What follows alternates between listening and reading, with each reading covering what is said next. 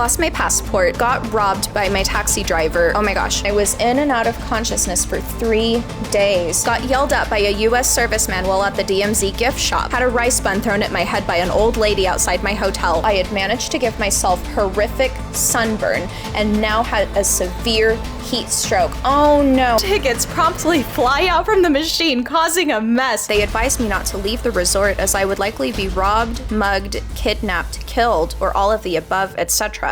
Oh my gosh.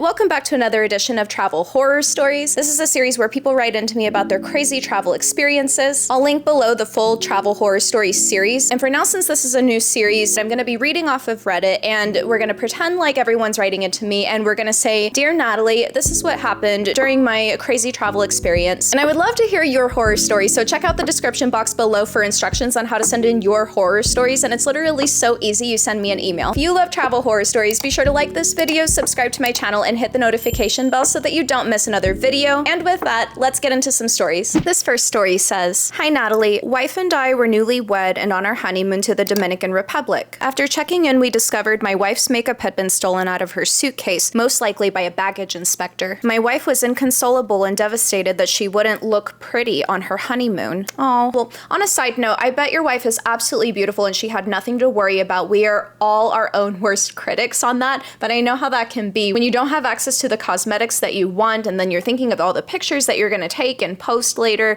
Like, it's a real thing. We were at an all-inclusive resort and none of the little shops had makeup and we had no plans to leave the resort for excursions. The concierge informed me that the closest town was an hour's walk, but they advised me not to leave the resort as I would likely be robbed, mugged, kidnapped, killed, or all of the above, etc. Oh my gosh. It was our first night out of a 7-day stay and she refused to leave the room. I had no choice. Armed with only my 4 inches folding pocket knife, I struck out down the unpaved, unmarked, single-lane rural road. In the 80-degree Fahrenheit heat and 99% humidity, I wore pants and a hoodie to try to conceal the gringo. Did I mention that I don't speak a lick of Spanish? After wandering around the town for over an hour, I stumbled upon the farmacia. The pharmacist spoke English and I paid $5 US for the only makeup kit they had. I think I sprinted the entire way back to the resort. I was held up at the gate by staff until I convinced the hotel management to contact my wife so she could bring my passport down to the gate. Hands down the worst experience of my life. Oh my gosh, well, I'm glad you got the makeup kit. Like, that's the most important thing. It was all worth it. Your wife is gonna love you forever for that. Seriously, good for you. You're a good husband for doing that for your wife. Yeah, that was at least really nice of the concierge to let you know, like, maybe don't venture out by yourself because this, that, or the other could happen. And,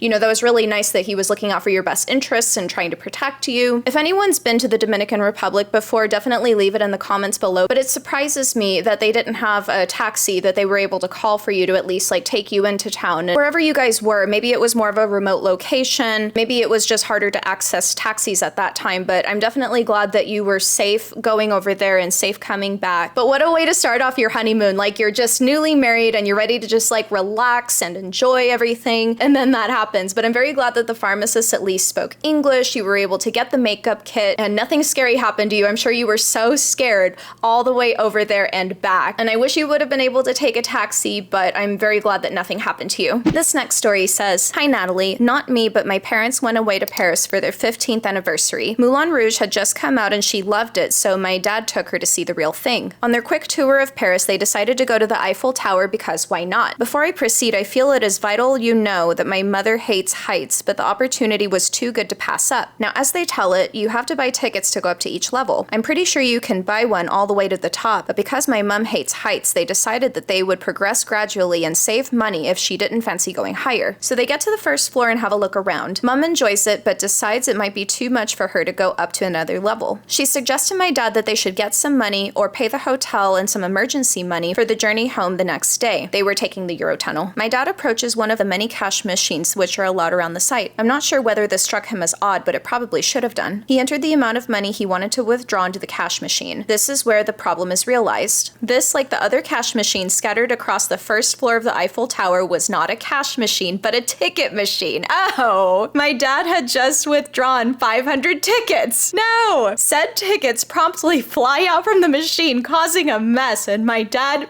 panics. Oh my gosh. She tells mom what has happened. While she should have probably been worried about how they would pay for the hotel, she wasn't. She laughed and mocks him to this day. My dad speaks British English, which means he speaks English with a French accent to communicate to the French people. No. He used this skill to explain the situation to a lady at the information kiosk. She didn't understand it at first. Her British French was not well practiced, but eventually she realized. She too broke into laughter. Once she had recovered, she assured my dad in French that she would find the manager and see what they could do. A few minutes later, the manager and herself appeared. The manager has slightly red eyes and had clearly been crying rather hard for the past few minutes. After he regained control of the smirks and giggles, he assured my dad that he would be reimbursed. Okay, good. So happy ending for my mom, whose money was reimbursed, but not for my dad. His pride is forever damaged as the story is brought up at dinner party after dinner party after dinner party. In fact, my mom tells everyone and their friends this story so that one day she can be told it back. So internet, go forth and tell the story of my dad and the cash machines on the goat floor of the Eiffel Tower. Poor dad. Oh no! Oh my gosh. He was just so focused on getting the money that they needed to continue their journey the next day. Like, especially if the ticket machines look similar to the cash machines. Like, I can totally see how he would get the two confused, and then especially if there's like a language barrier on top of all that. Oh no, that's just so bad. I'm so sorry that that happened to him. At least they were able to resolve it, and at least, like, even though they laughed, I'm sure he felt so silly, and I feel so bad for him on that because I would just be mortified if that happened to me. But at least they were cooperative. At least they weren't like, oh, too bad, like, we can't reimburse you. Like, he at least was able to get his $500 back, and everything ended up being just fine. Like, the lady at the kiosk and the manager, it totally could have gone the other way, where they could have totally taken advantage of him as a tourist, and they decided not to do that. Thankfully, they were honest and good people, and even though they had a good laugh about it, they were still willing to help him out, which is so, so good. Poor thing. At least it made the trip more interesting. This next story says, hi Natalie, this happened in Seoul, South Korea in 2010. And then we've got some bullet points here. Lost my passport, got robbed by my taxi driver. Oh my gosh. Later called by Seoul police. They got the taxi driver and my passport. Hotel was in a different part of the city than advertised. Had a rice bun thrown at my head by an old lady outside my hotel twice. Got yelled at by a US serviceman while at the DMZ gift shop. I'm American, but wearing a communist hat according to him. Oh. When did the San Francisco Giants beanie become communist?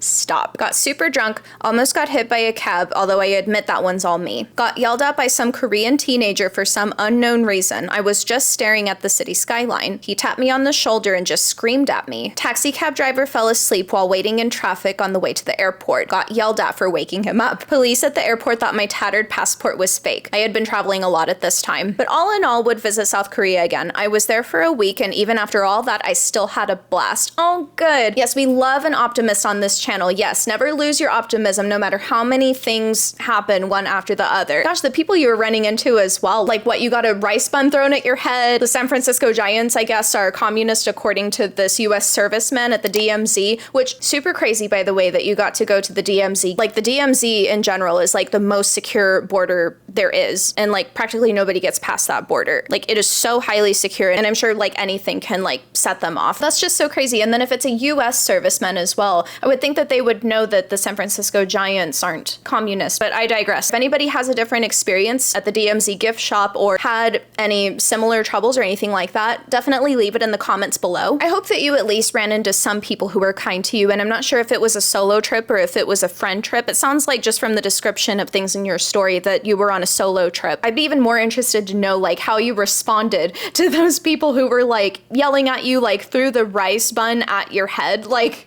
what is that? What did you do to like make that happen? I know that there were other aspects of your trip that were probably so cool, just because you said that you would go back, you would visit again. So I'm really glad that you had a great time regardless. This next story says, Dear Natalie, I went to Ibiza with my parents when I was 16. No, wait, that's not the horror story. It gets worse. Our first fully inclusive hotel had a swimming pool, and it was in the height of summer. I'm very white, ginger flecks in my hair, freckles, so off I skipped to the pool on my own with no no sun protection. I was there with the full force of sun raining down on me for 3 hours without a t-shirt on. At some point, an olive-skinned, tanned local says to me as I'm sitting on the edge of the pool, "Hey, you've gotten really badly sunburned. Are you okay?" At that point, I feel fine, so I carry on. I much later on notice a tingling, and it's far too late to do anything about it. Oh no. The full impact of the damage I had done wasn't evident for a few hours. Turns out I had managed to give myself horrific sunburn and now had a severe heat stroke. Oh no, oh my gosh. My parents had to pay for a doctor to come and have a look at me, and she prescribed ginger tablets and glucose for some reason. All that did was make it taste like acid ginger when I threw up. Oh no. Then I was in and out of consciousness for 3 days.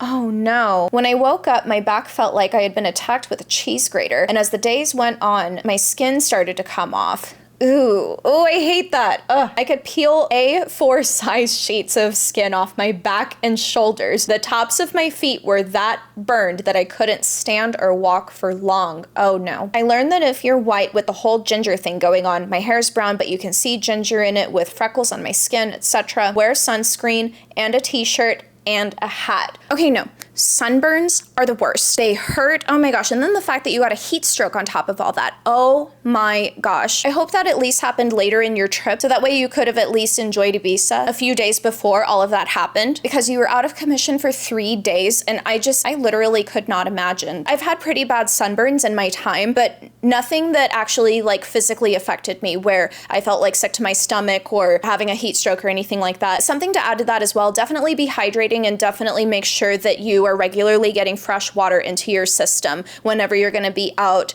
in the sun for an extended period of time, just to prevent that from happening altogether, because it can happen whether or not you're sunburned, and the sunburn just seemed to be the offset of all of that. So the ginger tablets and glucose were kind of strange though. That's very interesting. I wonder if there's something to that, if it's like a natural remedy or something. If you happen to know, leave it in the comments below. But I really hope that you got to enjoy Ibiza outside of that experience. And with that, that's everything I have for you for this horror stories video today. If you had fun in this video, be sure to like, subscribe, and hit the notification bell so that you don't miss another video. Leave a comment below if you've had any similar travel experiences, and don't forget to submit your horror story. It's literally so easy. You send me an email. The instructions are down below in the description box. Thank you so much again for your support and for making it all the way to the end of this video, and I will see you in the next one.